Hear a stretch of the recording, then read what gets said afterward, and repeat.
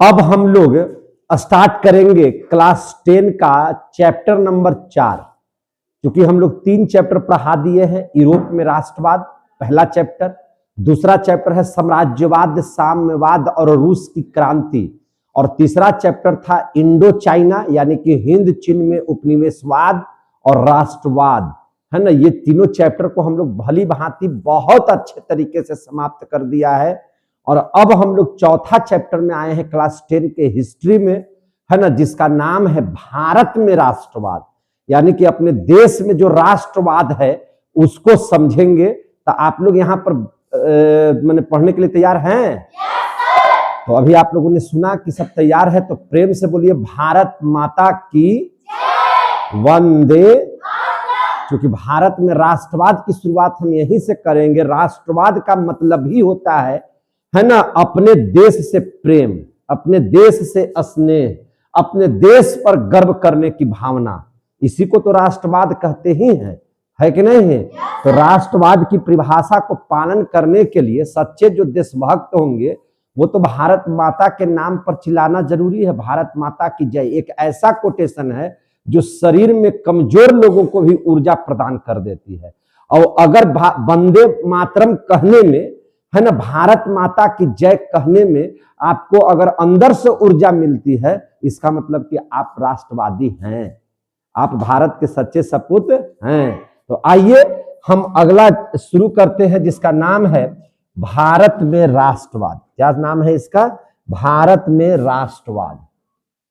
देखिए बहुत अच्छी कहानी इसमें मिलेगी। भारत में राष्ट्रवाद है कि नहीं?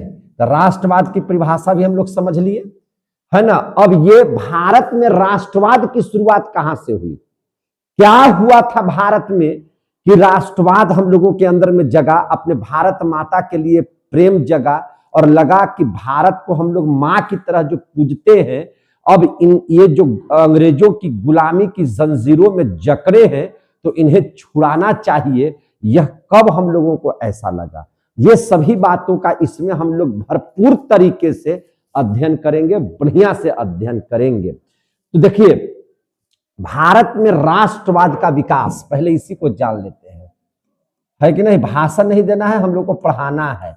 भारत में राष्ट्रवाद का विकास, राष्ट्रवाद का विकास। देखिए अगर हम लोगों को भारत के लिए, है ना, भारत पर अगर बोलने के लिए कह दिया जाए, अगर मुझे भारत पर बोलने के लिए कह दिया जाए तो मैं कितना देर बोलूंगा इस पर मुझे पता ही नहीं है। क्योंकि भारत जो है, इसकी कहानी जो है हम लोगों को, आपको हमने बताया, हमने सीरियल बनाया, सीरियल का मतलब सीरीज हमने बनाया, जो महात्मा गांधी पर, जो करीब करीब घंटा 1.5 घंटा का सीरीज चलता था मेरा, है ना। और लगभग जो है आपको वो 15-16 सीरीज हमने बनाया था। तो आप सोच सकते हैं कि कितनी लंबी लंबी कहानियां हम लोगों ने कही होगी, और सारे के सारे मेरे यूट्यूब पे डाले हुए हैं, जिसको मैंने कहा था गांधी युग। क्या कहा था? गांधी युग। गांधी युग के नाम से हम लोगों ने सीरियल ही बना दिया था, है ना।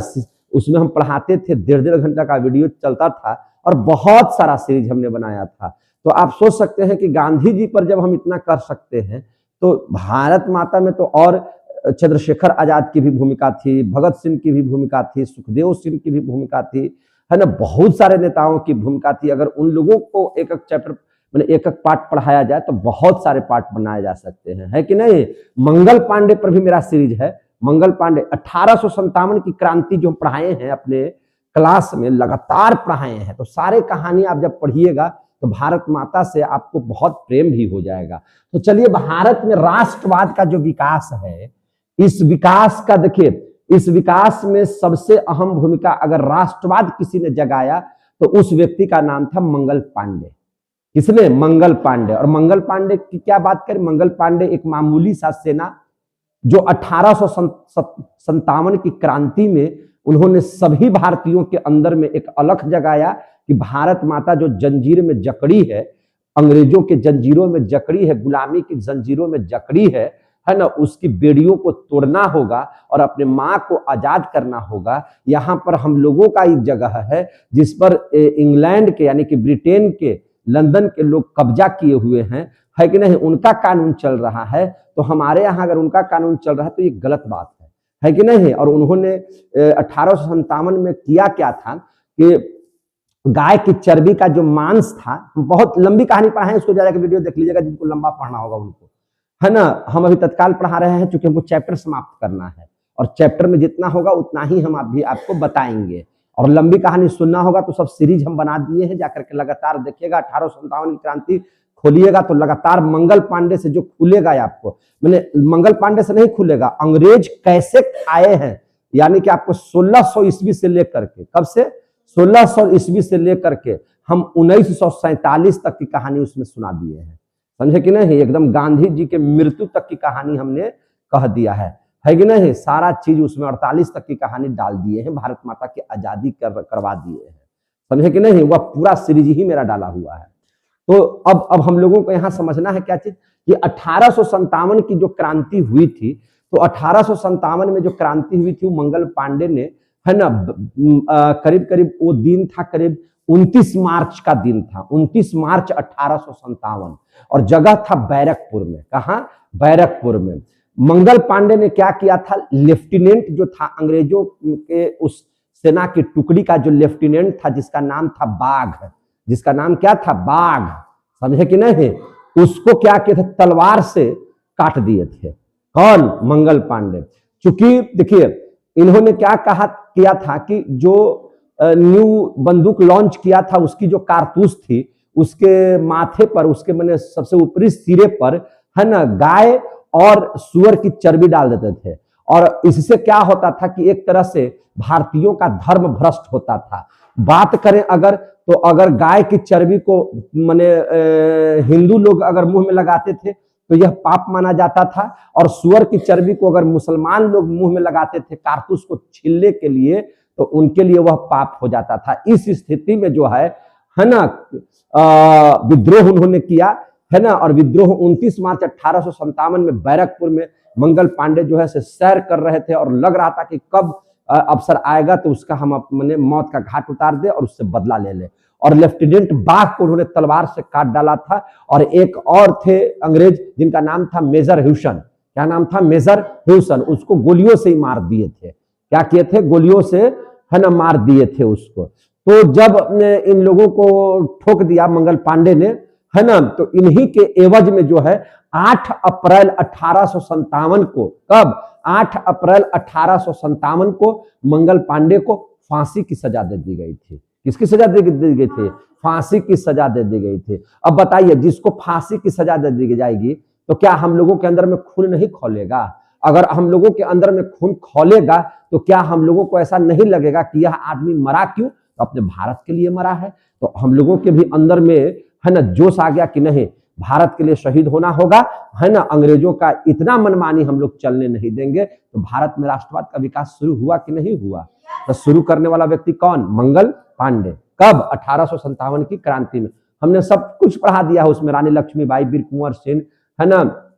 उसके बाद जो है से जितने भी है सब, नाना साहेब के बारे में भी पढ़ाया है ना, बेगम मुमताज के भी बारे में पढ़ाया है, सबके बारे में उसमें पढ़ा दिया है, जाकर के देख लीजिएगा सीरीज को। अब देख लीजिए, इसका भारत में राष्ट्रवाद के तो बहुत सारे कारण होंगे, है कि नहीं। तो उन कारणों में सबसे पहला कारण हम लोग देखेंगे राजनैतिक कारण। क्या देख लेंगे हम लोग, राजनैतिक कारण। कौन कौन से ऐसे कारण पनपे जिसमें हम लोगों के अंदर में राष्ट्रवाद की भावना बढ़ी, है कि नहीं। तो सबसे पहले हम लोग देख लेंगे राजनैतिक कारण। सबसे पहले भारत में राष्ट्रवाद का विकास हुआ कैसे, 1857 की क्रांति से। 1857 की क्रांति से। इस क्रांति के मुख्य आधार कौन बने, तो मंगल पांडे बने। कौन बने, मंगल पांडे बने। मंगल पांडे, कब ऐसा कांड हुआ था कि ऐसा हुआ, तो 29 मार्च 1857 को हम लिख देते हैं, 29 मार्च 1857। जगह का कौन था, तो बैरकपुर में। कहां पे, बैरकपुर की छावनी में। सैनिकों की छावनी थी बैरकपुर में। उस छावनी में, है ना, मंगल पांडे जो है कारतूस में जो गाय और सुअर की जो मांस थी उसका बदला लेने के लिए लेफ्टिनेंट बाघ, है ना, लेफ्टिनेंट बाघ की और मेजर किसकी, मेजर है ना, मेजर कौन, तो मेजर ह्यूसन, क्या नाम था उनका, मेजर ह्यूसन। इसको तलवार से मारे थे मंगल पांडे, और इसको क्या चीज से मार दिए थे, गोली से। इसी के एवज में है ना मंगल पांडे को 8 अप्रैल, कब, 8 अप्रैल कब, 1857 को है ना फांसी की सजा दे दी गई थी। फांसी की सजा, फांसी की सजा दे दी गई थी, है कि नहीं। और फांसी की जो सजा दे दी गई, इसी से हम लोगों के अंदर में राष्ट्रवाद का विकास हुआ। भारत के प्रति जो है हम लोगों का मोह, हम लोगों का प्यार, हम लोगों का स्नेह, हम लोगों का गर्व जो है जगा कि नहीं, ये मंगल पांडे ने है ना बिल्कुल अच्छा काम किया है, वहीं से शुरू हुआ। तो अब हम लोग देख रहे हैं कि भारत में राष्ट्रवाद जगाने का राजनीतिक कारण क्या था। तो याद रखिएगा 1858 में, कब, 1858 में, 57 की क्रांति हो चुकी है, 1858 में, चूंकि इस क्रांति से बहुत सारे भारतीय जग उठे थे और क्रांति बहुत आगे बढ़ गई थी, समझे कि नहीं, बहुत जंग शुरू हो चुके थे। तो 1800, और उस समय शासन किसका था, ईस्ट इंडिया कंपनी का था। किसका शासन चल रहा था भारत में, east India company. East India company जो है भारत में व्यापार करने आई थी। क्या करने आई थी, व्यापार।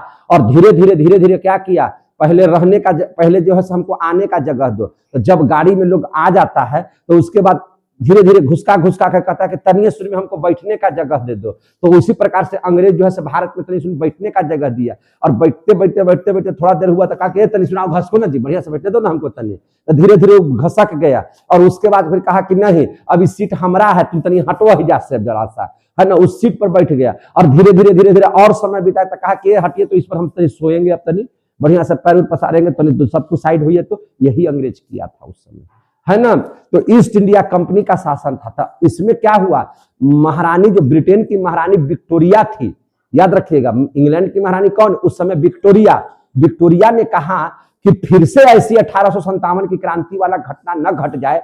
उसने कहा कि अब ईस्ट इंडिया कंपनी का शासन भारत में नहीं चलेगा, अब भारत में हमारा शासन चलेगा, है ना। भारत में भारतीयों को है ना मिलाने के लिए, भारतीयों के अंदर में प्यार जगाने के लिए कि अब जो है 1857 वाला क्रांति की घटना फिर से भारत में न दोहरा दिया जाए, इसके लिए महारानी विक्टोरिया ने फैसला लिया कि अब यहां से ईस्ट इंडिया कंपनी का शासन चला जाएगा और सीधे सीधे ब्रिटेन का शासन भारत में होगा।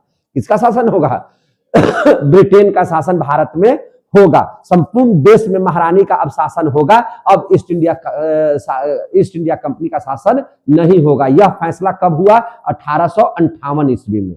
कब हुआ, 1858 ईस्वी में। तो 1858 ईस्वी में याद रखिएगा, 1858 ईस्वी में है ना महारानी विक्टोरिया, कौन, महारानी विक्टोरिया,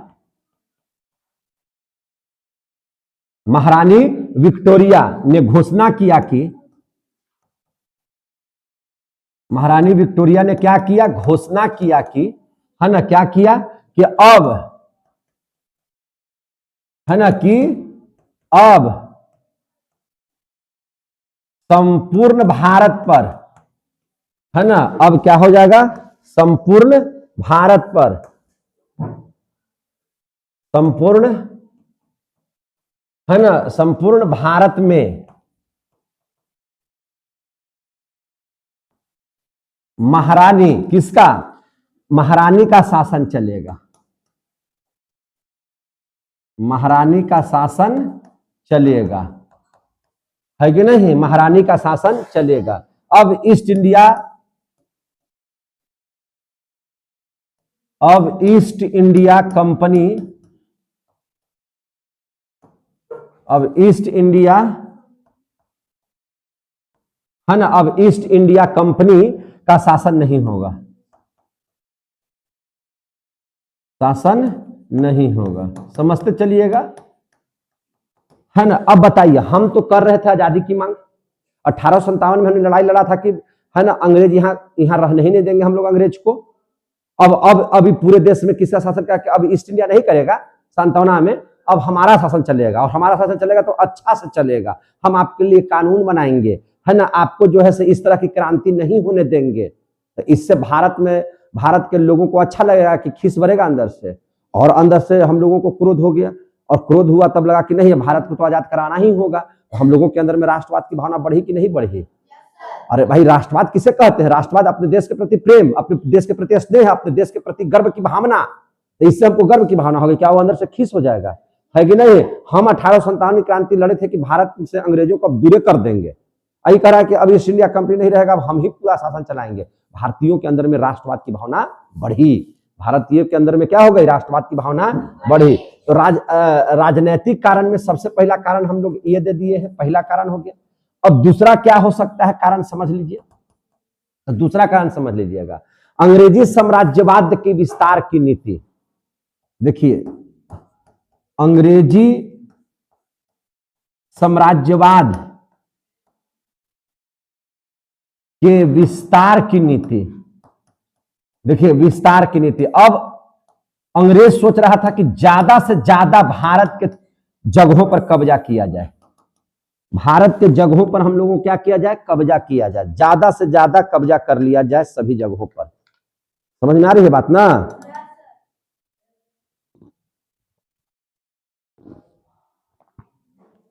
तो ध्यान से समझिएगा। अब इन लोग समझ रहे हैं अंग्रेजी माने अंग्रेज, साम्राज्यवाद माने साम्राज्य को बढ़ाना। क्योंकि उस समय जो भारत की स्थिति थी मेरे भाई, देखिए ध्यान से इस बात को समझिएगा।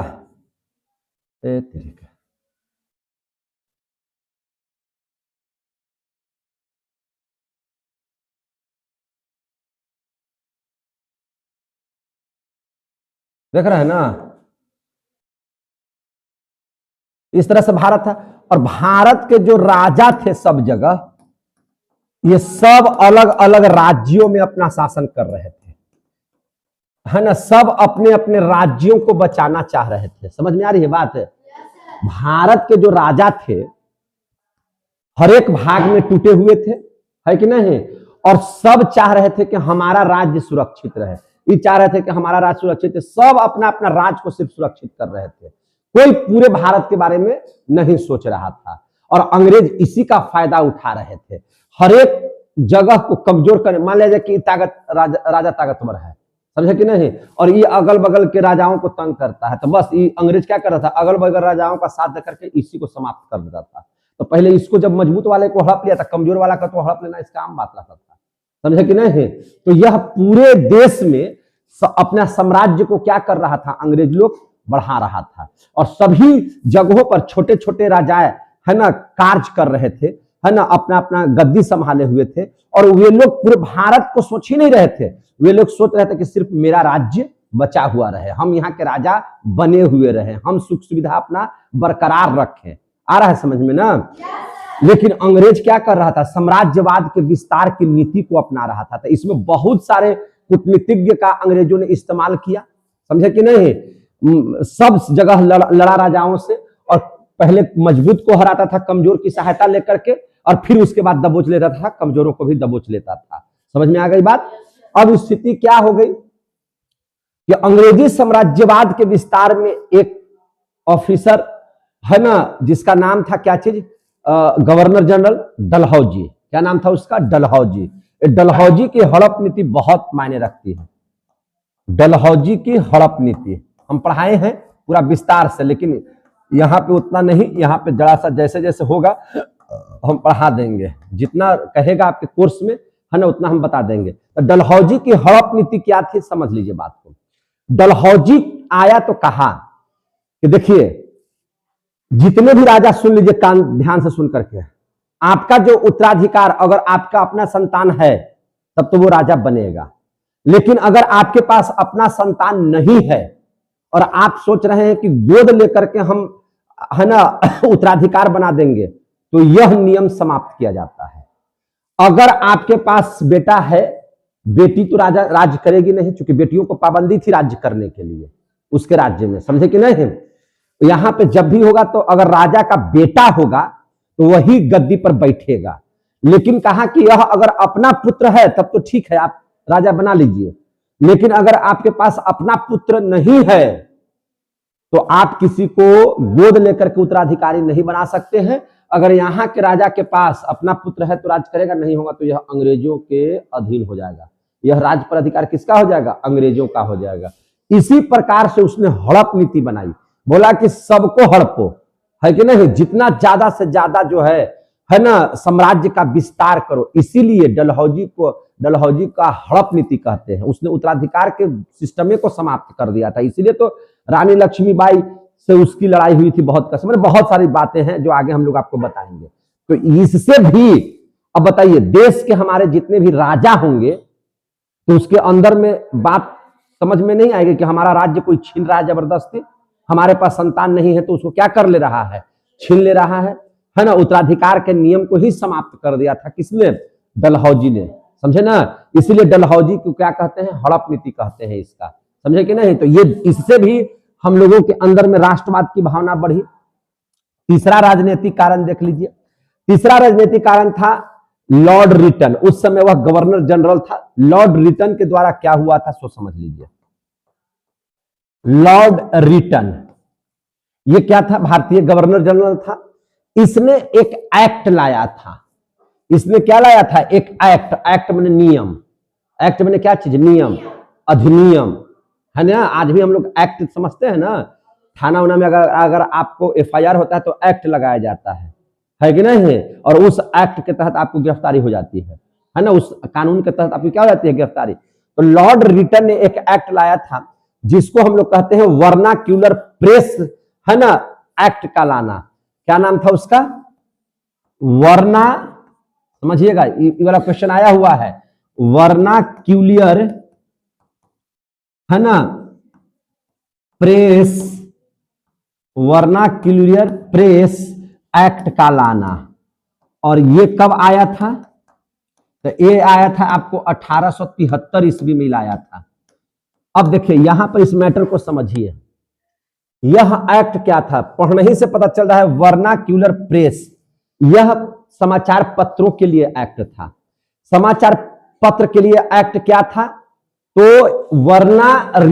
लॉर्ड रिटन ने कह दिया था स्पष्ट तरीके से कि यहां भारत में जो भारत के समाचार पत्र हैं जिसमें भारत की बड़ाई लिखी जाती थी, अंग्रेजों की शिकायत की जाती थी, जो हर जगह हर भाषा में आती थी, जैसे मराठियों के लिए मराठी भाषा में, गुजरातियों के लिए गुजराती भाषा में, बंगाल के लिए बंगाली भाषा में, सब जगह का पत्र जो है से छपता था, समाचार पत्र छपता था और अंग्रेजों की करतूतों को उसमें बताया जाता था।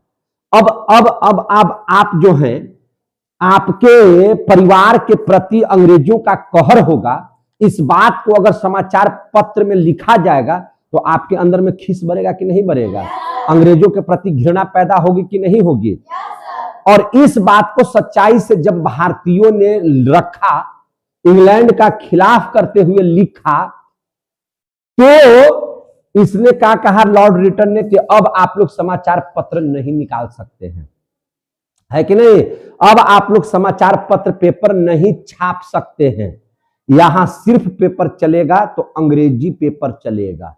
अंग्रेज जो पेपर निकालते थे उसमें अंग्रेजों की बड़ाई होती थी, भारत में शासन उनका कितना सुंदर ढंग से चल रहा है इस बात पर वे जोर देते थे। और भारतीयों के साथ जो वो अन्याय करते थे इस चीज को छुपा लेते थे, समझे कि नहीं। उनका ऐसा पत्र निकलता था, समाचार पत्र। आज भी हम लोग पेपर पढ़ते हैं ना, हिंदुस्तान पेपर पढ़ते हैं, दैनिक जागरण पढ़ते हैं, आज पढ़ते हैं, है कि नहीं, द टाइम्स ऑफ इंडिया पढ़ते हैं, प्रभात खबर पढ़ते हैं। तो उसमें जो रियलिटी है वो बात निकाला जाता है। लेकिन उस समय जो है मना कर दिया, इसने एक्ट लाया कि अब आप लोग कोई भी भारतीय पेपर नहीं छाप सकते हैं और आप अंग्रेजों की भी बुराई नहीं कर सकते हैं। आपको पेपर पढ़ना होगा तो अंग्रेजों के द्वारा जो पेपर निकलता है वो पेपर पढ़िए जो अंग्रेजी में है, समझे ना, किसमें है, इंग्लिश में है, वही पेपर आपको पढ़ना है, दूसरा पेपर आपको पढ़ना नहीं है।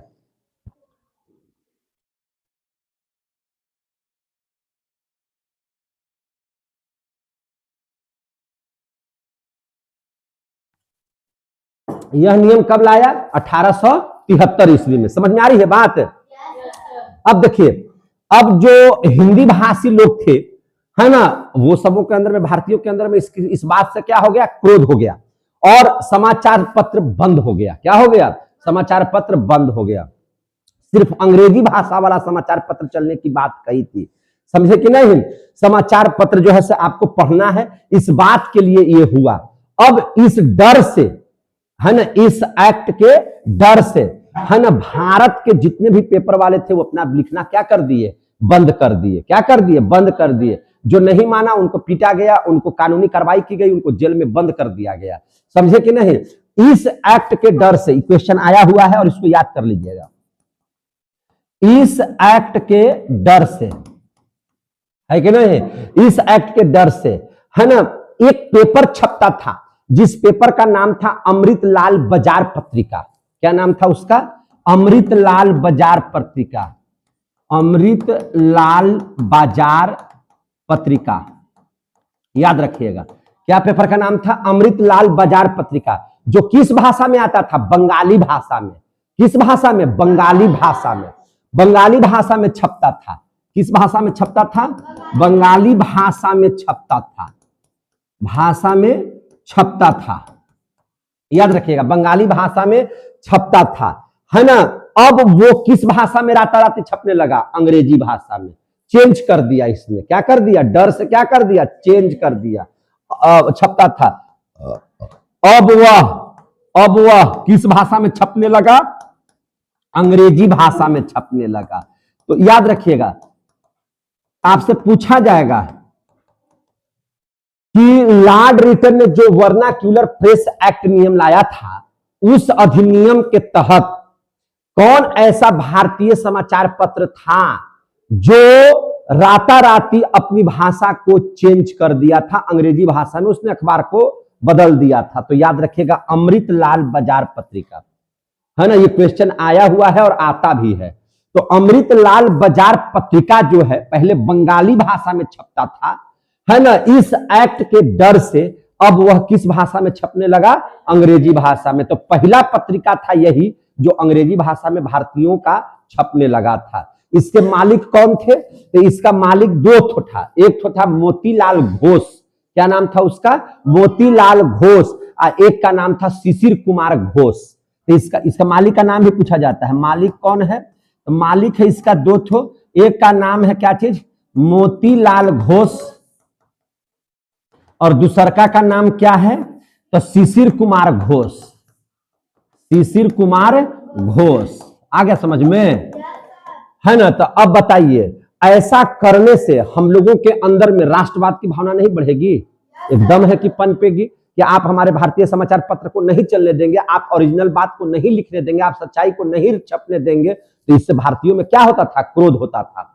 अब देखिए, इसी प्रकार से इसका जो है लॉर्ड रिटन का ही 1879 में, है कि नहीं, एक और नियम आया था जिसको कहे थे आर्म्स एक्ट। क्या कहा गया था, आर्म्स एक्ट। तो लॉर्ड रिटने का ही था, लॉर्ड रिटन ने एक और एक्ट लाया था 1879 ईस्वी में, जो एक्ट का नाम था आर्म्स एक्ट।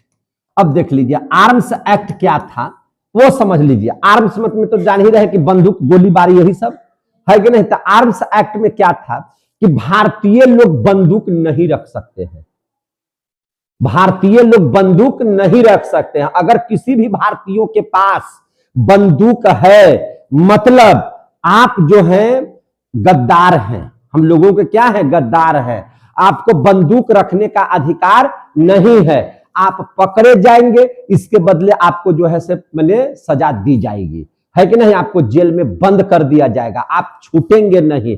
यह नियम सिर्फ किसके लिए था, भारतीयों के लिए था। अंग्रेज लोग रख सकते हैं, अंग्रेज लोग क्या कर सकते हैं, रख सकते हैं, लेकिन भारतीय लोग आर्म्स वगैरह, है ना, बंदूक गोली नहीं रख सकते हैं। अगर रखे हुए आप मिल जाते हैं तो आप पकड़ लिए जाएंगे, आपको जेल में बंद कर दिया जाएगा, है ना। तो अब बताइए, क्या इससे अंग्रेजों के पास बंदूक रहे और भारतीय बंदूक लेकर के घूमेंगे तो उनको पकड़ लिया जाएगा, तो इससे भारतीय बहुत खुश हो जाएंगे, अंदर में राष्ट्रवाद की भावना नहीं बढ़ेगी इस चीज से। तो इस आर्म्स एक्ट ने भी क्या किया, भारतीयों के लिए, भारतीयों के पास बंदूक नहीं होगा, नहीं होगा, अंग्रेजों के पास होगा, अंग्रेजों के पास होगा। अगर आपके पास बंदूक रहेगा तो आपको सजा दी जाएगी। यानी कि सिर्फ बंदूक रखने का हक किनके पास होगा? अंग्रेजों के पास, भारतीयों के पास नहीं होगा। इससे भी भारतीयों के अंदर में राष्ट्रवाद की भावना बढ़ी।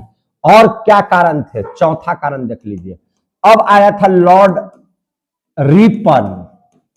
क्या आया था? Lord Ripon. हमने इसके पहले पढ़ाया था लॉर्ड रिटन, है ना, लॉर्ड रिटन। अब आ गया कौन? Lord Ripon.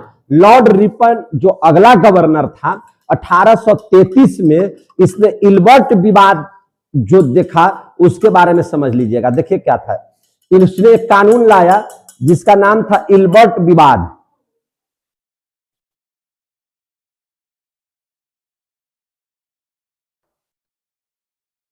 बढ़ जाइए बढ़ जाइए बढ़ जाइए सर।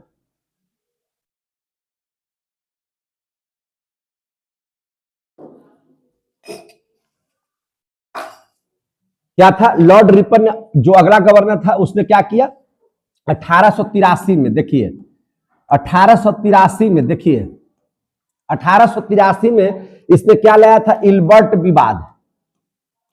देखिए ये कुछ ठीक था आदमी, ये आदमी जो था वो क्या था? कुछ ठीक था, समझे कि नहीं? अंग्रेजों में कुछ ठीक था। क्या ठीक था? इसने क्या नियम लाया? देखिए ये अच्छा नियम लाया था। इसने कहा कि अब से अंग्रेज लोग अगर गलती करता है, अंग्रेज लोग भारतीयों के साथ क्या करते हैं? अगर गलती करता है तो उसकी सुनवाई भारतीय जज करेंगे। उसकी सुनवाई क्या करेंगे? कौन करेंगे? भारतीय जज। पहले ऐसा नियम नहीं था। पहले जज हमेशा कौन होता था? अंग्रेज लोग। कौन लोग होता था? अंग्रेज लोग। और अंग्रेज लोग जब जज होता था तो किसी भी स्थिति में वह अंग्रेजों को बचा लेता था और भारतीयों को सजा दे देता था। समझे कि नहीं? भारतीयों को हमेशा क्रश करता था, भारतीयों को हमेशा नीचा दिखाता था, भारत को हमेशा जो है से वह क्या करता था? भारतीय लोगों को क्या करता था? सजा दे देता था वो। तो ये थोड़ा सा क्या किया? नियम में सुधार किया लॉर्ड रिपन ने। ये कुछ जब अच्छा व्यक्ति रहेगा तो जैसे अगर किसी में इंसानियत का भावना होगा तो उसको दया नहीं आ जाती है। इंसान की सबसे बड़ी पहचान क्या है? कि आपके अंदर में दया भाव होना चाहिए। जैसे आज हमको दया है तभी ना आप लोगों को पढ़ा रहे हैं बढ़िया से कि ना भाई पढ़ा देना चाहिए। अब आप लोगों को दया नहीं है अपने माता पिता से तो पढ़ावे दो ना, इनका हमने के ना पढ़ना है कि नहीं? इसलिए आप लोग पढ़ाई से भाग रहे हैं, है कि नहीं? मैट्रिक की तैयारी करवा रहे हैं, लेकिन आप लोगों को नहीं लग रहा है कि मैट्रिक की तैयारी करवा है। हमने नहीं पढ़ी तो का हो जाते, हमने पढ़ ले तो बीटू सर के नाम ना हो जाते, मत पढ़। तो ये आप लोगों के अंदर में भावना है। तो आप लोग अंग्रेज वाला सिस्टम में है, हम क्या है? भारतीय सिस्टम है कि नहीं? हम लोग सोचे कि माता पिता का खर्चा हो रहा है भाई, इसको पढ़ा दिया जाए, है ना? तो हम वो इस विचारधारा का था लॉर्ड रिपन। तो लॉर्ड रिपन जो था वो कहा कि देखिए अगर कोई अंग्रेज गलती करता है तो उसकी सुनवाई कौन करेगा? भारतीय जज करेगा। कौन करेगा? भारतीय जज करेगा, है ना? अब इतना कहना उस भारतीयों के अंदर में तो खुशी की भावना हो गई, लेकिन लॉर्ड रिपन का विरोध खुद अंग्रेज लोग ही करने लगे। खुद कौन करने लगे? अंग्रेज। कि कैसा ही अंग्रेज है जी, इसमें अंग्रेजी खून नहीं है क्या? ये भारत के जज को दे दिया और भारत का जज हम लोग को छोड़ेगा? उस सबको अंग्रेजों को बंद कर देगा, है कि नहीं? हम लोग यहाँ आए हैं रंगदारी करने के लिए, भारत में हम लोग यहाँ आए हैं व्यापार करने के लिए, इस सब के जेल में ढुकवा देगा इस नियम से। समझे कि नहीं? अंग्रेज ही लोग लॉर्ड रिपन का बहुत विरोध किए। लॉर्ड रिपन का क्या किए? बहुत विरोध किए। और विरोध इतना किए कि बेचारा लॉर्ड रिपन ने जो यह नियम लाया था, इस नियम को वापस करना पड़ गया। इस नियम को क्या करना पड़ गया? वापस। अब जब नियम वापस हो गया तो उसमें कहा कि जानते हैं अब इसमें हम सुधार कर दे रहे हैं। वापस तो नियम पूरा तरह से नहीं करेंगे, लेकिन हाँ इतना कह देंगे कि अय अंग्रेज, तुमको अगर भारतीय जज की जो सजा जो अंग्रेजों को मिलेगा या जो न्याय देगा वो, अगर उससे आप असंतुष्ट हो जाइएगा, उससे आपको माने संतुष्टि नहीं मिलती है, तो आपको एक और हम सुधार कर रहे हैं नियम में कि आप अंग्रेजी जज रख सकते हैं। आप अंग्रेजी जज रख सकते हैं और अंग्रेजी जज के सामने ही आप अपनी बातों को, है ना, सुनवाई को करा सकते हैं। कब? जब भारतीय जज का फैसला आपको अच्छा न लगेगा तब। अब बताइए, भारतीय जज का फैसला अच्छा नहीं लगा, मैंने भारत का जज जो फैसला देगा अब अंग्रेज का जज उसके बने न्याय को गलत भी साबित कर सकता है। तो ये तो आओ अपमानजनक वाली ना बात हो जाएगी जी। भारतीय जज ने कहा कि आप जो है भारतीय महिला के साथ आपने गलत काम किया है, इसलिए आपको फांसी की सजा दी जाती है। अब वो आदमी जो है अंग्रेज जज के पास चला जाएगा। वो अंग्रेजवा किसके पास चला जाएगा? अंग्रेज जज के पास। अब वो अंग्रेज जज क्या फैसला देगा कि भारतीय जज ने जो फैसला दिया है उसको निरस्त किया जाता है, फांसी नहीं 2 महीने की सजा होगी। तो एक तो भारतीय जज का अपमान हो जाएगा, और दूसरा चीज है कि उसको समय सजा नहीं मिली। एक तरह से अंग्रेजों का ही सब कुछ बोलबाला हो गया, है कि नहीं है? तो इससे क्या राष्ट्रवाद की भावना बढ़ेगी कि नहीं बढ़ेगी भारतीयों के अंदर में, है कि नहीं है? तो इस तरह की बात हुआ था। लॉर्ड रिपन ने पहले तो ये नियम ठीक निकाला था, लेकिन बाद में अंग्रेजों के विरोध ने है ना इस नियम को वापस करने पर विवश कर दिया। समझे कि नहीं है? तो अब इस बात को आप लोग लिख लीजिएगा। कैसे लिख लीजिएगा कि इस नियम के तहत क्या था, अब से अंग्रेज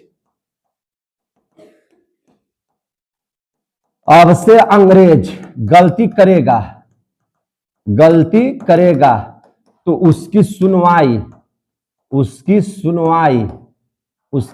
कौन करेंगे? भारतीय जज। इसकी सुनवाई कौन करेगा? भारतीय जज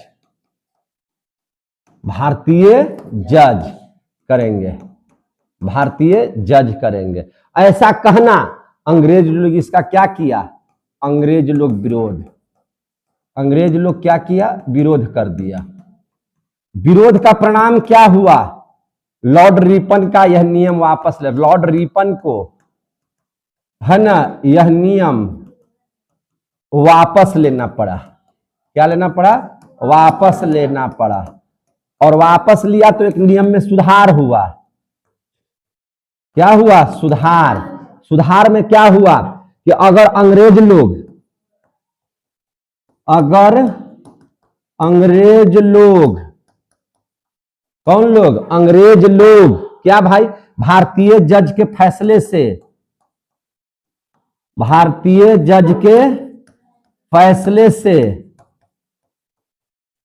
से असंतुष्ट हैं। क्या है? असंतुष्ट हैं। तो अंग्रेजी जज आप रख सकते हैं। अंग्रेजी जज से आप फैसला करा सकते हैं। आप फैसला है ना अंग्रेजी जज से आप फैसला करा सकते हैं। बताइए, ये कोई नियम रह गया जी? ये कोई नियम रह गया? ये कोई नियम नहीं रह गया। अब तो मान के गलतियों करेगा, ठीक है, भारतीय फांसी भी दे देगा जज, तो उसको अंग्रेज का जज क्या कर लेगा? बचा लेगा। तो कोई फायदा नहीं हुआ। अब इसके बाद देख लीजिए अगला क्या हुआ राजनीतिक कारण, तो ध्यान समझिएगा। 1905 में है ना, कब? 1905 में लॉर्ड कर्जन द्वारा, किसके द्वारा? लॉर्ड कर्जन द्वारा क्या कर दिया गया? बंगाल का विभाजन कर दिया गया। बंगाल का विभाजन, याद रखिएगा। यह भी बहुत बड़ा राजनीतिक कारण है हम लोगों के अंदर में राष्ट्रीय भावना को बढ़ाने के लिए। लॉर्ड कर्जन ने क्या किया? बंगाल का विभाजन कर दिया। और वो भी किसके आधार पर किया? हिंदू मुसलमान के आधार पर, धर्म के आधार पर, है कि नहीं? आपको जब बंगाल हम पढ़ाए होंगे तो आपको याद होगा कि उस समय बिहार, उड़ीसा, बंगाल सब एक ही में था, है कि नहीं? झारखंड वगैरह सब एक ही में था। और जिसको आज आप बांग्लादेश कहते हैं, जिसको आज आप क्या कहते हैं? बांग्लादेश कहते हैं, वह बांग्लादेश भी पहले था बंगाल में ही। लेकिन इसने सोचा कि बाप रे बाप, इतना बड़ा राज्य है, यहां पर शासन करना बहुत मुश्किल हो रहा है, तो क्यों ना इन लोगों को धर्म के आधार पर बांट दे कि हमेशा इन लोग अपने में क्या करते रहे? लड़ते रहे। और इस आधार पर उसने क्या किया कि बंगाल को 2 भागों में विभाजित कर दिया। एक को कहा पश्चिम बंगाल और एक को कहा पूर्वी बंगाल। क्या कहा? पूर्वी बंगाल। और पूर्वी बंगाल और पश्चिमी बंगाल को है ना विभाजन कर दिया। किस आधार पर? तो एकदम लिखिए खुलेआम, हिंदू मुस्लिम के आधार पर। किस आधार पर? हिंदू मुस्लिम के आधार पर क्या कर दिया? अलग कर दिया। समझे कि नहीं? अब यहां पे हिंदू और मुसलमान अपने में लड़ रहे थे। पश्चिमी साइड में हिंदुओं की संख्या ज्यादा थी, इसलिए इन लोगों को क्या कर दिया गया है ना, पश्चिमी बंगाल में हिंदुओं की संख्या ज्यादा होने की वजह से इसको पश्चिम बंगाल कर दिया गया, और पूरब में चूंकि मुसलमानों की संख्या ज्यादा थी उसको पूर्वी बंगाल कर दिया गया। बाद में वही पूर्वी बंगाल बांग्लादेश बन गया। बाद में वही पूर्वी बंगाल क्या बन गया, बांग्लादेश बन गया। अपना देश अलग कर लिया बांग्लादेश, समझे कि नहीं। आज भी देखिएगा बांग्लादेश से लड़ाई हमेशा जारी रहता है ना। छोटा सा देश है, चाहे तो एक बार में कुचल दे भारत, है ना, लेकिन फुरफुरा रहा है ऐसी बिना मतलब के। तो ना देखते हैं फतिंगवन कितना फुरफुराता है, अगिया में जाके जल जाता है। भारत शांत है ना। पश्चिम बंगाल इधर से हम लोग जाएंगे, तनी सुंदहा बोर कर देंगे, बस सब दह जाएगा। ऐसे है कि नहीं, बात समझता नहीं है, क्या करें हम। जितना ये सब कुत्ता वाला जो देश है ना, ये सब वही सब टाइप का है। ये सब बोलेगा भी तो समझो कि लीदे फेंकेगा उसमें से, है कि नहीं। तो ये स्थिति ये है। तो बाद में फिर क्या हुआ, 1911 में है ना, लॉर्ड हार्डिंग द्वितीय आया। कौन आया था, लॉर्ड हार्डिंग द्वितीय, लॉर्ड हार्डिंग द्वितीय। तो इस समय मामला बहुत हाईलाइटेड हो गया था, 1911 में आया था। तो फिर से इस बंगाल विभाजन को रोक दिया। क्या कर दिया, बंगाल विभाजन को रोक दिया, है ना, कभी रुक जाइए, है कि नहीं। लेकिन एक तरह से यह विभाजन हो चुका है कि नहीं। लॉर्ड कर्जन ने विभाजन कर ही दिया था। अब देख लीजिए, है ना, ये था आपका, इसमें आप लोग देख लिए। अब समझ लीजिए बात को, अगला पॉइंट जिसे देखिए, अब यहां पे समझ लीजिए, अंग्रेजों ने सिर्फ भारत को लूटना चाहा। तो भारत के लोगों को पता नहीं है कि अंग्रेज कौन सा काम कर रहा है। ये जो रेलवे लाइन बिछाया है, यह रेलवे लाइन जो बिछा दिया है, इस रेलवे लाइन से हमको तो ठीक है, एक स्थान से इन लोगों ने कहा कि रेलवे लाइन बिछा दे रहे कि आप लोगों को यात्रा करने में सुविधा होगी, है ना, आप एक स्थान से दूसरे स्थान जा सकते हैं। लेकिन उसी रेलवे लाइन पर पैसेंजर गाड़ियों के अलावा मालगाड़ी भी तो चल रहा था, और यह माल कहां जा रहा था, सब ब्रिटेन जा रहा था। कहां जा रहा था, ब्रिटेन, समझे कि नहीं। तो हम लोगों को आने जाने की सुविधा थी, लेकिन उन लोगों का ज्यादा काम हो रहा था। रेलवे लाइन किसी भी सूचना को देने के लिए, है ना, एक स्थान से दूसरे स्थान तक सूचना देने के लिए डाक खाना का इस्तेमाल किया, डाक खाना का विकास किया। डाक खाना बोले तो पहले चलता था पोस्टकार्ड, पहले चलता था अंतरदेशी पत्र लिखाता था, है ना, चिट्ठी आई है चिट्ठी आई है कि नहीं, बड़े दिनों के बाद, है कि नहीं, गाना सुने है कि नहीं। तो पहले चिट्ठी चलता था, पहले क्या चलता था, चिट्ठी, है कि नहीं। उसके बाद पत्र वगैरह लोग लिखते थे, संदेश से आते हैं हमें तड़पाते हैं कि घर कब आओ, चिट्ठी से ना जाती थी।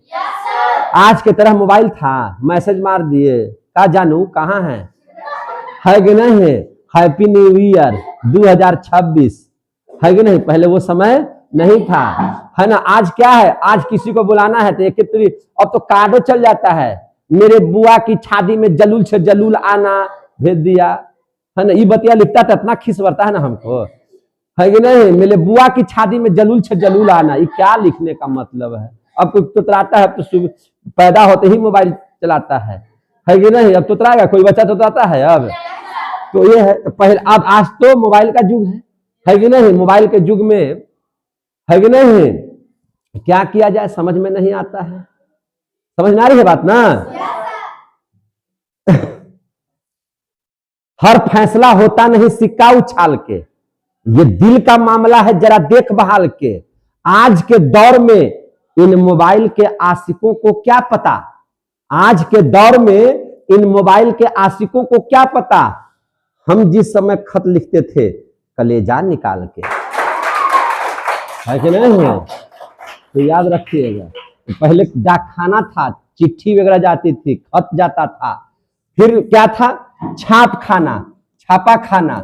छापा खाना बोले तो जहां पे पेपर वगैरह छपता था उसका विकास हो रहा था, और इसका जो विकास हो रहा था तो इसमें ज्यादा लाभान्वित कौन हो रहे थे, अंग्रेज, है ना। हर तरह का न्यूज चला जाता था, हम लोगों का पास कुछ ऐसा साधन नहीं था।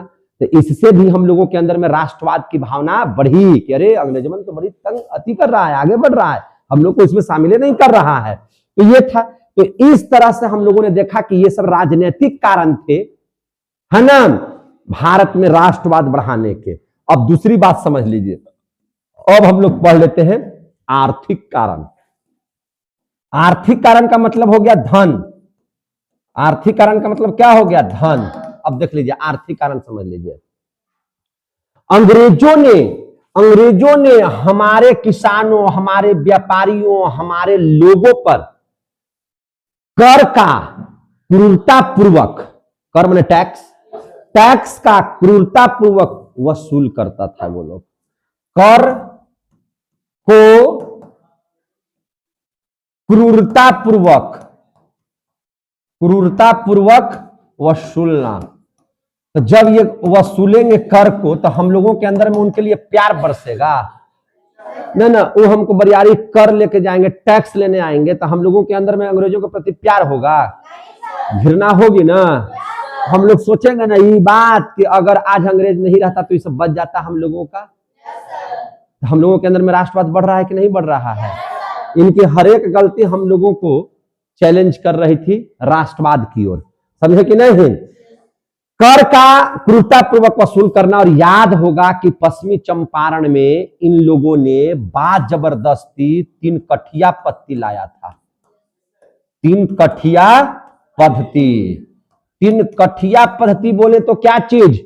20 कट्ठा में 3 कट्ठा जमीन पर आपको नील की खेती करना ही करना है। 20 में कितना? अरे 1 बीघा में कितना? 20 कट्ठा। 20 कट्ठा में कै कट्ठा? 3 कट्ठा पर नील की खेती करना ही होगा। नील की खेती करना ही होगा। यह बात जबरदस्ती था। अंग्रेजों के लिए यह जबरदस्ती नियम था कि आपको करना है तो करना है, समझे कि नहीं? अंग्रेजों ने इसी नियम का विरोध किया था। पहला आंदोलन पश्चिमी चंपारण में जो हुआ था, पढ़ाएंगे बाद में, अभी नहीं। अभी पढ़िए कि क्या कारण था कि हम लोगों में राष्ट्रवाद की भावना बढ़ी। तो ये नियम बहुत सख्त था। इस नियम में क्या था कि किसी की जमीन, किसी किसान के पास अगर जमीन 1 बीघा है तो उनको 3 कट्ठा करना है, 2 बीघा है तो 6 कट्ठा, माने उसी आधार पर आपको करना ही करना है नील की खेती। और नील की खेती की सबसे जबरदस्त बात क्या थी कि अगर 2-3 साल तक अगर नील की खेती कर दिया जाए तो वह भूमि बंजर हो जाती थी। वह भूमि उपजाऊ नहीं रहती थी, बंजर हो जाती थी। साथ ही नील खेती में करने वाले जो किसान थे उनको एक रोग होता था, चर्म रोग, जिसको सफेद दाग कहते हैं। जिसको क्या कहते हैं? सफेद दाग। वो हो जाता था। समझ में आ गई बात? तो ये दोनों चीजों से घाटा था, लेकिन आपको करना होता था। ये जबरदस्ती नियम था। जो नहीं करते थे उनका जमीन हड़प लिया जाता था। अंग्रेज उसको क्या करते थे? जमीन में हड़प लेते थे। क्या आपका जमीन ही नहीं है, जाइए हटिए यहां से। क्योंकि न्याय उसी का, पुलिस उसी की, सब कुछ उसी का। तो आप जाइएगा किसके पास? आप तो छटपटा के ऐसे ही रह जाते होंगे, है कि नहीं? कितना क्रूरता था उस समय। तो इससे भी हम लोगों के अंदर में राष्ट्रवाद की भावना बढ़ी। हम लोगों को लगा कि अंग्रेज गलत कर रहा है, पहला कारण। दूसरा कारण, आर्थिक कारण में देख लीजिएगा। 1832 ईस्वी में, कब? 1832 ईस्वी में, 1832 ईस्वी में ब्रिटेन के माल पर, ब्रिटेन के माल पर, है ना, ब्रिटेन के माल पर आयात शुल्क हटा दिया गया। आयात शुल्क क्या हो गया? हटा दिया गया। आयात शुल्क क्या कर दिया गया? हटा दिया गया। मतलब ब्रिटेन जो है यहां से सूती कपास वगैरह ले जाते थे, रेशम ले जाते थे, वहां से, है ना, ब्रिटेन में कपड़ा उपड़ा बन करके वापस आता था। तो आयात शुल्क का मतलब हो गया कि आने के बाद कोई शुल्क नहीं लगेगा। तो ब्रिटेन वाले को कोई शुल्क नहीं लगता था। तो अगर कोई टैक्स नहीं लगेगा तो उनकी सामान सस्ता हो जाती थी, और सस्ता हो जाती थी तो बाजार में आसानी से बिक जाती थी, लाभ मिल जाता था। लेकिन भारत का जो कपड़ा बनता था वो महंगा हो जाता था टैक्स की वजह से। तो इस तरह से उन्होंने क्या किया कि भारत के जो छोटे मोटे उद्योग थे वो बर्बाद होने लगे। वो क्या होने लगे? बर्बाद होने लगे। और ब्रिटेन का बड़ा से बड़ा बड़ा उद्योग बढ़ने लगा, फलने फूलने लगा, क्योंकि उनको टैक्स ही नहीं लिया जाता था। और इस प्रकार से भारतीय उद्योग धंधे और बाजार को बर्बाद करने के लिए उन लोगों ने ब्रिटेन के माल पर आयात शुल्क ही हटा दिया। अब बताइए, जितना व्यापारी लोग हैं, उद्योग धंधा चलाने वाले किसान मजदूर जितने भी हैं, सारे लोगों के अंदर में अंग्रेजों के प्रति खीस हुआ कि नहीं होगा? बताइए ना, अपन सामानवा को बेच रहा है एकदम बिना टैक्स के, और हमनी के सामानवा पर टैक्स ले रहा है। तो टैक्स जिस सामान में लिया जाएगा वो महंगा बिकेगा, तो महंगा कोई खरीदेगा जी? तो बाजार हो गया ठप, है कि नहीं? भारतीय लोग हो गए बर्बाद, और हम लोगों के अंदर में अब लगा कि अंग्रेजों को कूट देना होगा, भगा देना होगा, राष्ट्रवाद बढ़ा, स्नेह बढ़ा, भारत माता की जय होने लगा, है कि नहीं? तो इस प्रकार से भी भारत का जो है राष्ट्रवाद, भारत में राष्ट्रवाद क्या हुआ? बढ़ने लगा। तो ये था पहला कारण, राजनीतिक कारण में हम लोग इतना सारा चीज को पढ़ लिए। ये था दूसरा आर्थिक कारण। अब हम लोग पढ़ लेते हैं धार्मिक कारण। क्या पढ़ लेते हैं? धार्मिक कारण। क्या धर्म भी धार्मिक कारण ही था जो हम लोगों के अंदर में राष्ट्रवाद की भावना पैदा किया? तो हाँ था, क्योंकि सबसे पहला इन लोगों में था रंग भेद की नीति। क्या था? रंग भेद की नीति। इन लोग ना कहता था कि हम लोग गोरे हैं, है ना, हम लोगों को ईश्वर ने भेजा है सिर्फ यहाँ पर शासन करने के लिए, और आप लोगों को भगवान ने भेजा है नौकर बनने के लिए, है ना। गोरे लोग का मतलब हो गया कि रंगदार, और काले लोगों का मतलब हो गया कि आप लोग नौकर बन करके आए हैं। तो क्या रंग भेद की नीति से वे लोग घिनाते थे, भारतीयों से क्या करते थे? घिनाते थे वे लोग, है कि नहीं? वो बोलते थे कि अरे इन लोग काला है, काला कुत्ता एक सब एक समान है कि नहीं? तो इन लोग गोरे को ये करते थे, लेकिन इसको पता ही नहीं था, पगला कोई पता ही नहीं था, है कि नहीं, कि भगवान के यहाँ जो रोटी कच्चा हो गया वह हो गया गोरा। पगला के बुझे भी नहीं करता था। जैसे रोटी अगर कच्चा है तो गोरा होता है कि नहीं? तो अरे तुम लोग जो है ना, भगवान के यहाँ जो तावा पर रोटी सेका रहा था उसमें तो नहीं कच्चे वाला था, जो कच्चा हो गया वह गोरा हो गया, जो जर गया करिया हो गया। दक्षिण अफ्रीका, वेस्ट इंडीज, ये सब क्या है? करिया करिया है। लेकिन जो खाने लायक रोटी था वह न ज्यादा गोरा था न ज्यादा करिया था, सांवला था, जैसे हम लोग हैं, है कि नहीं? जैसा हम लोग हैं, यानी कि भारत जो है से बहुत अच्छा है। भारत जो है वह रोटी है भगवान का, जिसको भगवान ने बड़े प्यार से बनाया है। तोहनी के तो कच्चे था इसलिए रह गया, पगला, है कि नहीं? तो इससे भी हम लोगों के अंदर में राष्ट्रवाद की भावना बढ़ी है। आगे समझ में? दूसरा जो इसका नीति आया है आर्थिक कारण में, धार्मिक कारण में, तो ये हो गया। देखिए, इन लोगों ने हमारे धर्म के साथ ही, माने ईसाइयों का प्रचार ये लोग ज्यादा करते थे, हमारे धर्म से खिलवाड़ करते थे। और यही नहीं, हम लोगों के धर्म को ये लोग अंग्रेजी में अनुवाद करके भी पढ़ रहे थे। हम लोगों के धर्म को ये लोग क्या कर रहे थे? अंग्रेजी में अनुवाद करके भी पढ़ रहे थे। समझिएगा इस बात को, है कि नहीं? अंग्रेजी में अनुवाद करके सब पढ़ रहे थे। कैसे पढ़ रहे थे? देखिए, इसमें एक था, इसमें दूसरा हम लिख देते हैं, जिसका नाम था क्या चीज? Max Muller Charles. Max Muller, जिनका नाम था मैक्स मुलर। क्या नाम था? एक तो मैक्स मुलर। एक और थे जिसका नाम था चार्ल्स विल्किस। क्या नाम था? Charles Wilkes.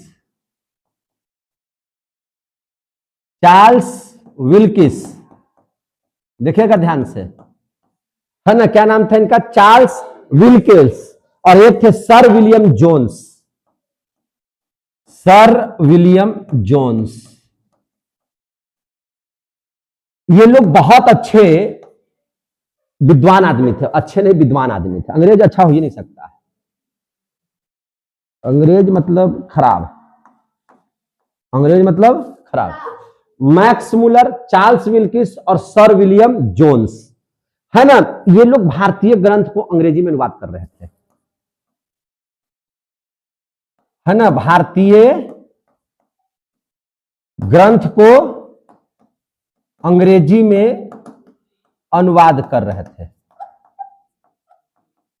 अनुवाद कर रहे थे। बहुते लोगों ने अनुवाद किया था। कुछ तो भारत के ग्रंथ पढ़ते पढ़ते भारत के दीवाना हो गए, है कि नहीं? कुछ तो भारत का ग्रंथ पढ़ते पढ़ते क्या हो गए? दीवाना हो गए, है कि नहीं? कुछ लोगों ने भारतीय ग्रंथ को बकवास बना दिया, और कुछ लोग जो वास्तव में मायने रखते थे उसने पढ़ा, समझा, देखा, जाना, ये हो गया। आपसे पूछा जाता है क्वेश्चन कि भगवत गीता को अंग्रेजी में अनुवाद करके, है ना, अंग्रेजी में अनुवाद किसने किया? भगवत गीता को अंग्रेजी में अनुवाद किसने किया? तो वही चार्ल्स विल्किस ने। किसने? चार्ल्स विल्किस ने। इसने क्या किया? भगवत गीता को अंग्रेजी में अनुवाद कर दिया। भगवत गीता को अंग्रेजी में अनुवाद कर दिया। अंग्रेजी में अनुवाद। गीता जो है हम लोगों का बहुत बड़ा ग्रंथ है। हिंदुओं का सबसे पवित्र ग्रंथ क्या माना जाता है? गीता। वह गीता जिसने महाभारत के समय में, आप देखिएगा, जब अर्जुन नहीं लड़ रहे थे तो कृष्ण ने शिक्षा दिया था अर्जुन को, और अर्जुन ने कहा था कि अरे सब तो मेरा भाई है सामने खड़ा है, इसी को हम मारेंगे तो हम मारना होगा, गलत करेगा उसको पीटना होगा। यही जो संवाद हुआ है उसी को गीता बोलते हैं। मैं गीता पर हाथ रख करके कसम खाता हूं कि जो भी बोलूंगा सच बोलूंगा, सच के अलावा कुछ नहीं बोलूंगा। पढ़ते हैं कि नहीं पढ़ते हैं? है कि नहीं? तो गीता हम लोगों का पवित्र ग्रंथ में आता है। अगर हिंदू हैं आप तो गीता का अध्ययन कीजिए, है कि नहीं?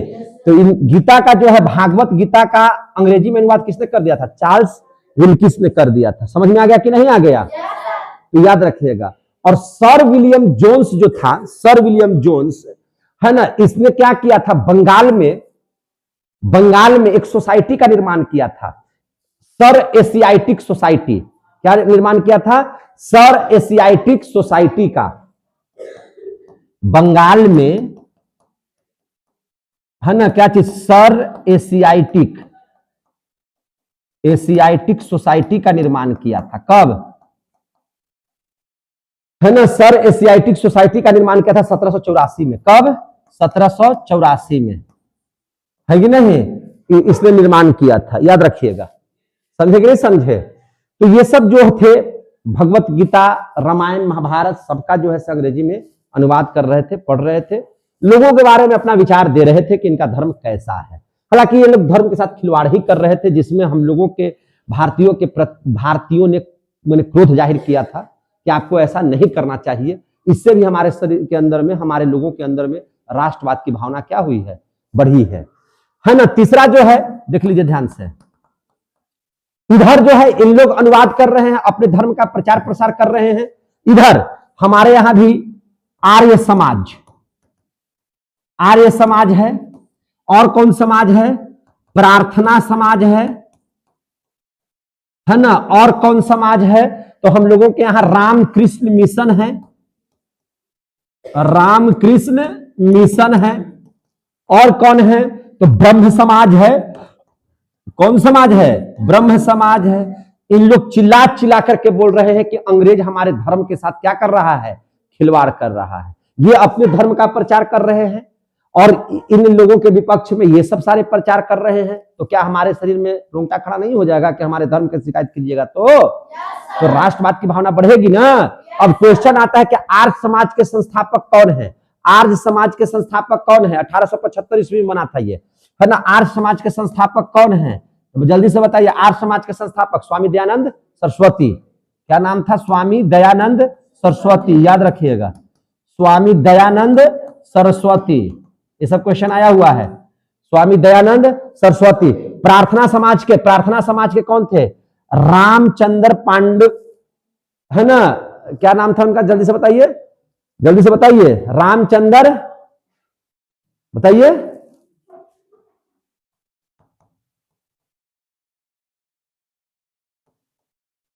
पांडुरंग, रामचंद्र पांडुक रंग। प्रार्थना समाज के संस्थापक कौन थे? रामचंद्र पांडुक रंग। समझ में आ गई बात? उसी प्रकार से रामकृष्ण मिशन के बताइए कौन थे संस्थापक? स्वामी विवेकानंद। कौन? स्वामी विवेकानंद। ये सब याद रखिएगा, स्वामी विवेकानंद। याद रहेगा ना। और ब्रह्म समाज के संस्थापक कौन थे? तो ब्रह्म समाज के संस्थापक जल्दी बताइए। ब्रह्म समाज के संस्थापक राजा राम मोहन राय। हाँ, हम आगे बोल देंगे राजा राम तो बोलेगा मोहन राय, है कि नहीं? राजा राम मोहन राय, राजा राम मोहन राय। समझ में आ गया ना। 1828 में। कब? 1828 में।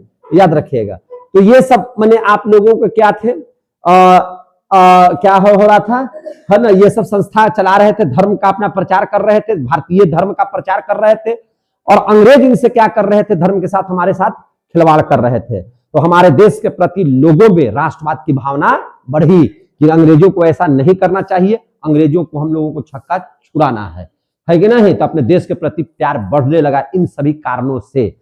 इसके बाद अन्य भी कारण थे, देखिए ध्यान से, इसके अलावा अन्य भी कारण थे। अन्य कारण पढ़ लीजिए जरा सा, क्या पढ़ लेंगे, अन्य कारण। अन्य कारण क्या थे, ध्यान से समझिए। तो 1800 करीब करीब 25, ध्यान समझिएगा, 1885 ईस्वी में, कब, 1885 ईस्वी में। यह ईस्वी कब की बात है, 1885 ईस्वी में, है कि नहीं। 1800 कब, 85 ईस्वी में। कै दिसंबर को, 28 दिसंबर को, कै दिसंबर को, 28 दिसंबर को, यानी कि 28 दिसंबर 1885 में, समझे कि नहीं। ए.ओ. ह्यूम नामक अंग्रेज ऑफिसर, कौन, ए.ओ. ह्यूम नामक अंग्रेज ऑफिसर ने भारतीयों से छुटकारा पाने के लिए, उनकी समस्या का हल निकालने के लिए, समझे कि नहीं, भारतीय लोग डायरेक्ट मेरे पास न पहुंचे, इस बात से अपने सुरक्षा कवच बनाने के लिए उसने भारतीय राष्ट्रीय कांग्रेस की स्थापना की। आया समझ में, भारतीय राष्ट्रीय कांग्रेस की स्थापना की। तो अब याद रखिएगा, यहां 3 क्वेश्चन हो गया।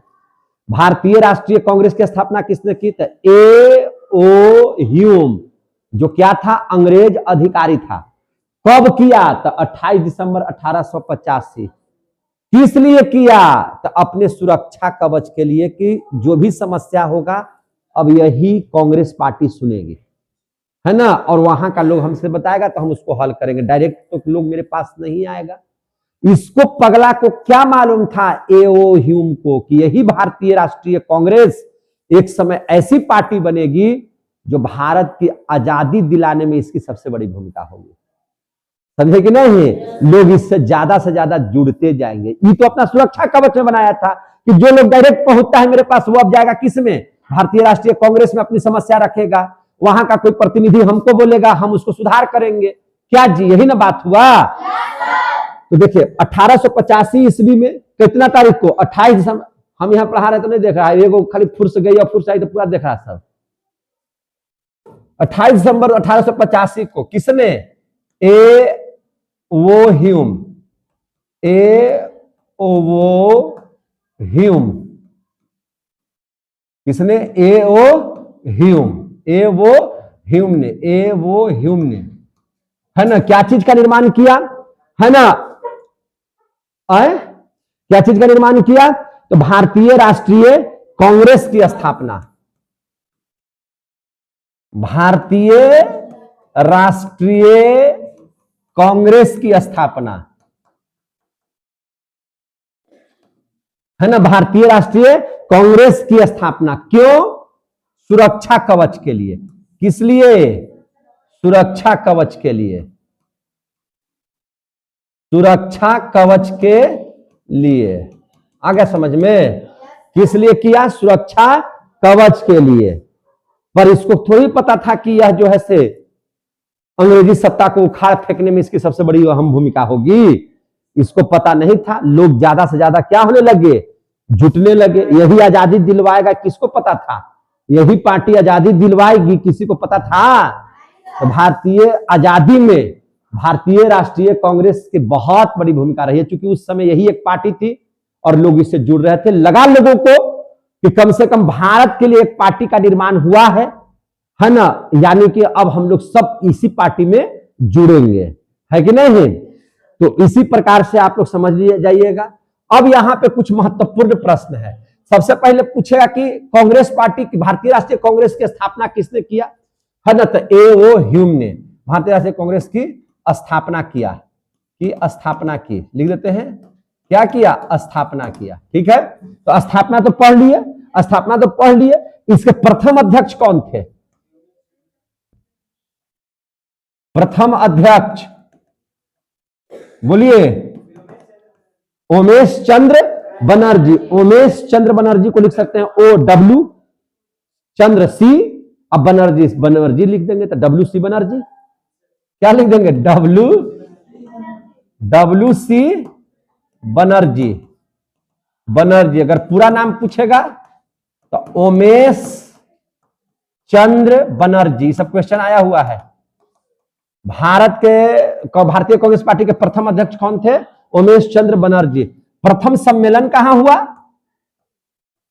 भैया ये पार्टी बन गया था, सम्मेलन उम्मेलन होगा ना जी। तो भारतीय सम्मेलन कब हुआ? अरे प्रथम सम्मेलन कब हुआ? पूना में। कहां हुआ? पूना में।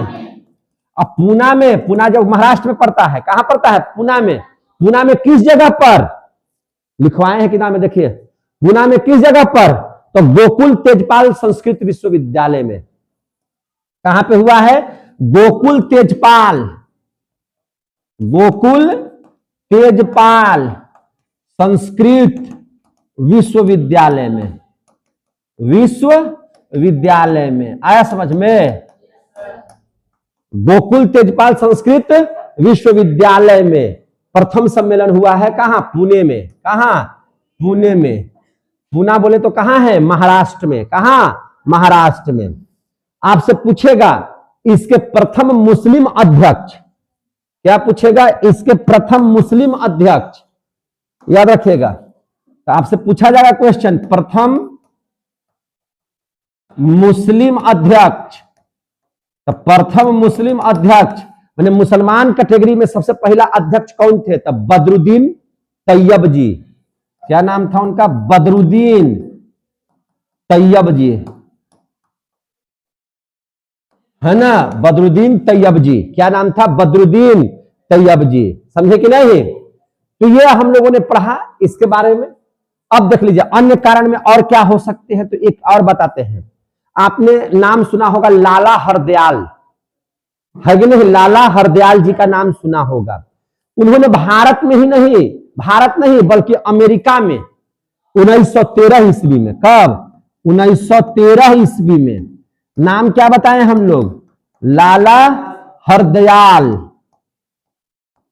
है ना? लाला हरदयाल एक व्यक्ति थे, लाला हरदयाल, जिन्होंने अमेरिका में भारतीयों से लड़ने, माने अंग्रेजों से लड़ने के लिए, भारतीयों के लिए अमेरिका में सैन फ्रांसिस्को, अमेरिका का जगह है सैन फ्रांसिस्को में, उन्होंने गद्दर पार्टी की स्थापना किया। किस पार्टी की स्थापना किया? गद्दर पार्टी का। तो लाला हरदयाल ने कहा अमेरिका के कौन शहर में, कौन जगह में? तो सैन फ्रांसिस्को में, है ना? सैन फ्रांस, एक minute, San Francisco, San Francisco में किस पार्टी की स्थापना किया? गद्दर पार्टी की स्थापना किया। गद्दर पार्टी की स्थापना किया, याद रहेगा ना? गद्दर पार्टी की स्थापना किया। तो ये भी थे जो भारतीयों के लिए काम कर रहे थे, भारत के लिए काम कर रहे थे अंग्रेजों के खिलाफ में। दूसरा थे 1917 में 2 जगहों पर, महाराष्ट्र और चेन्नई में, है ना, आंदोलन की जो शुरुआत हुई। तो उसमें एक जगह था महाराष्ट्र, है ना? कौन जगह था? महाराष्ट्र। महाराष्ट्र में किसने किया था? बाल गंगाधर तिलक।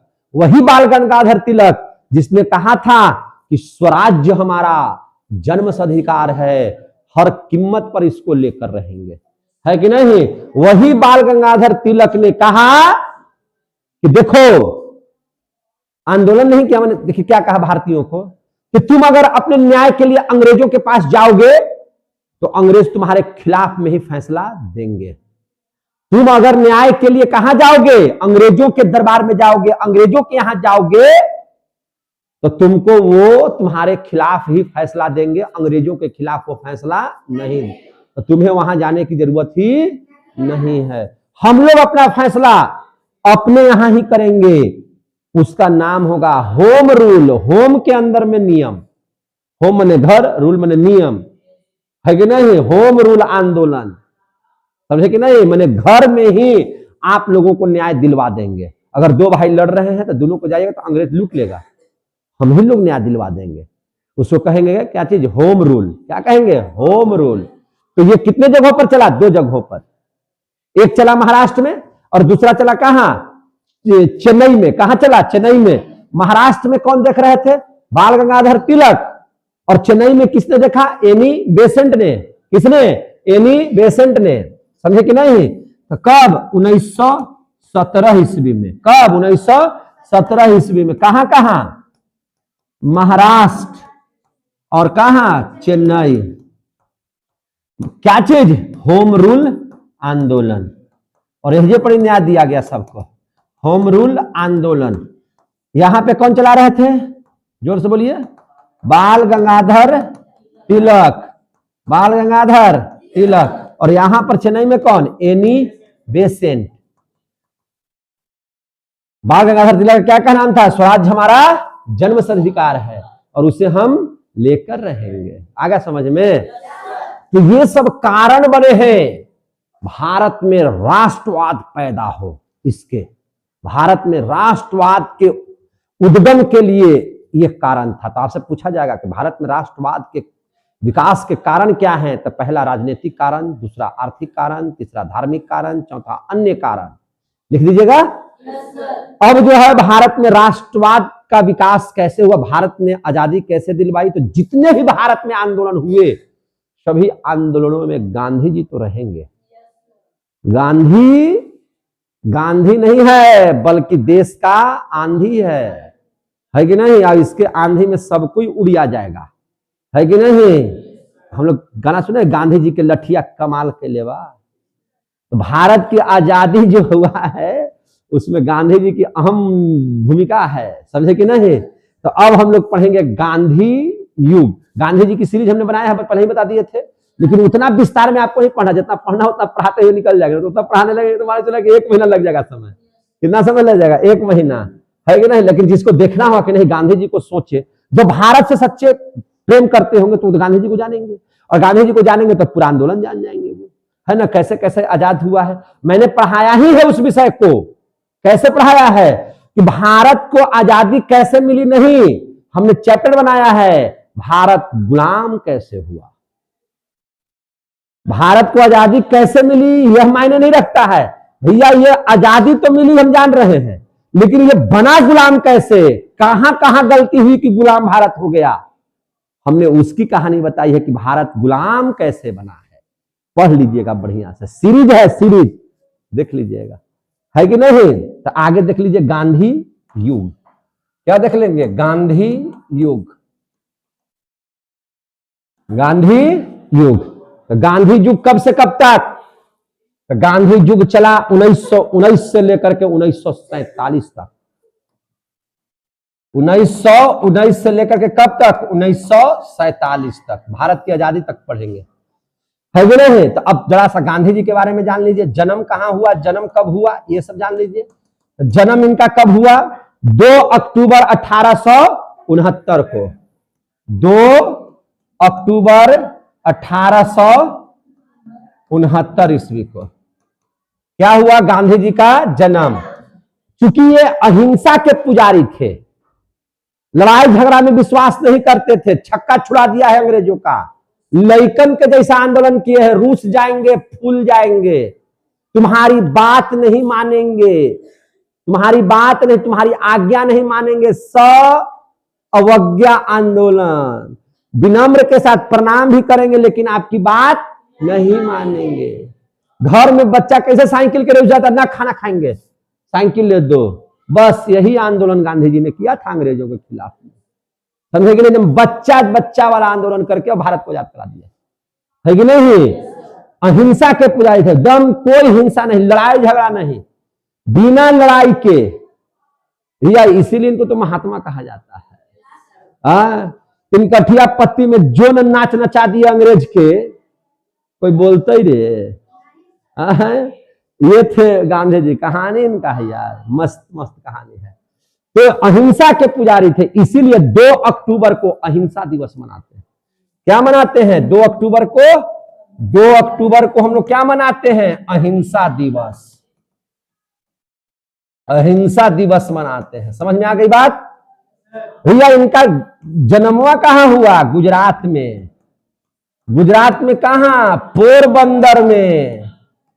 तो एक पोरबंदर, एक दूसरा बंदर तो नहीं है नहीं? कहां हुआ? पोरबंदर में। इनका बचपन का नाम बताइए। इनका बचपन का नाम था मोहनदास करमचंद गांधी। मोनियो, मोनियो कहते थे लोग। मोनियो, मोनियो, मोनियो मीन्स क्या चीज? मोहनदास करमचंद गांधी। करमचंद गांधी कहते थे इनको। पिताजी का नाम बताइए, इसी में छुपा हुआ है, जल्दी बताओ। पिताजी का नाम करमचंद गांधी। क्या नाम था? करमचंद गांधी। क्या नाम था इनका? करमचंद गांधी। माता जी का नाम पुतलीबाई। माता का नाम पुतलीबाई, एकदम याद रखिए इस सब। माता का नाम पुतलीबाई। पत्नी का नाम कस्तूरबा गांधी। पत्नी कस्तूरबा गांधी। पत्नी का नाम क्या है? कस्तूरबा गांधी। कै वो इनका पुत्र था? 4 पुत्र। कै पुत्र? 4 पुत्र। चारों पुत्र का नाम जानते हैं? जल्दी बताइए। हरिलाल, मनीलाल। हाँ हाँ ठीक बता रहा है। हरिलाल, मनीलाल, हरिलाल, मनीलाल, रामदास, देवदास। रामदास, देवदास। इनके कै पुत्र? 4 पुत्र। हरिलाल, मनीलाल, रामदास, देवदास। समझ में आ गई बात? पांचवा पुत्र नहीं था, लेकिन 5वां पुत्र किसको मानते थे? जल्दी से बताइए।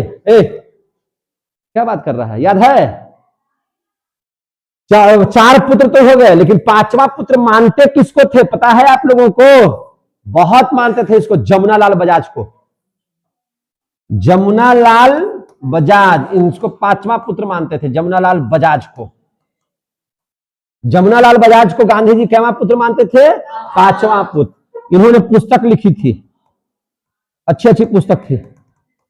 इन लोगों ने इनका पुस्तक था इंडियन ओपिनियन।